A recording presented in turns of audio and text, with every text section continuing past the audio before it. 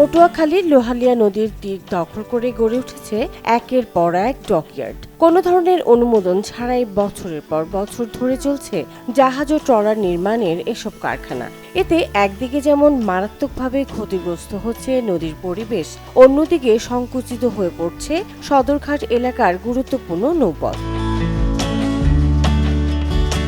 স্বাধীনতার পর থেকে পটুয়াখালীর লোহালিয়া নদীর লাউকাঠি অংশে গড়ে উঠতে শুরু করে ছোট বড় ডকইয়ার্ড। বর্তমানে নদীর তীরভূমি দখল করে রয়েছে অন্তত ৮টি ডকইয়ার্ড। সরেজমিনে দেখা গেছে বাংলাদেশ অভ্যন্তরীণ নৌ পরিবহন কর্তৃপক্ষ BWTA কিংবা পরিবেশ অধিদপ্তরের কোনো অনুমোদন ছাড়াই চলছে এসব জাহাজ নির্মাণ কার্যক্রম। সরকারি কোনো নিবন্ধন করা নাই, কিন্তু সরকারি লাইসেন্স নাই, হেরাও ঠেহাইয়া আমাকে টাকা নিতে চায়, এখন কোনো কাগজপত্রই তো নাই, এখনো হয় নাই।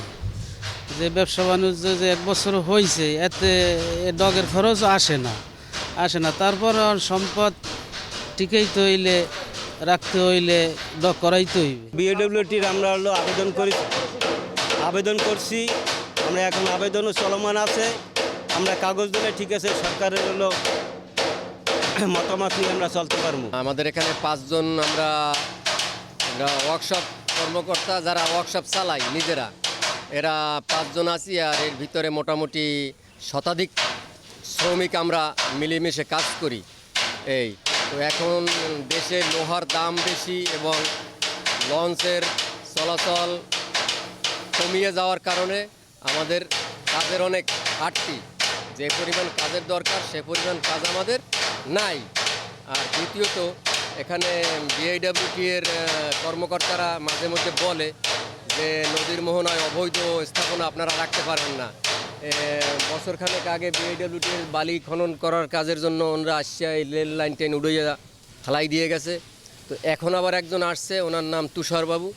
তিনি খুব ভদ্র মানুষ, তিনি আমাদেরকে সৎ পরামর্শ দিয়েছেন এবং বলছেন যে আপনারা আবেদন করেন, আমরা কাগজ করার জন্য সহায়তা করব। পরিবেশ সংরক্ষণ বিধিমালা অনুযায়ী জাহাজ নির্মাণ শিল্প লাল শ্রেণীভুক্ত, অর্থাৎ এই শিল্প পরিচালনায় রয়েছে কঠোর পরিবেশগত শর্ত। তবে বাস্তবে এসব ডকইয়ার্ডে কোনো নিয়মেরই তোয়াক্কা করা হচ্ছে না। নদীর অপর পারে যে ডকইয়ার্ডগুলো আছে, আমাদের এখানে কোনো লাইসেন্স করা নাই। তো এদের লাইসেন্সের আওতায় আনার জন্য আমরা সরেজমিনে গিয়েও তাদের সাথে কথা বলছি, যদিও সরেজমিনে গিয়ে তাদের উপযুক্ত প্রতিনিধি বা তেমন কাউকে পাওয়া যায়নি।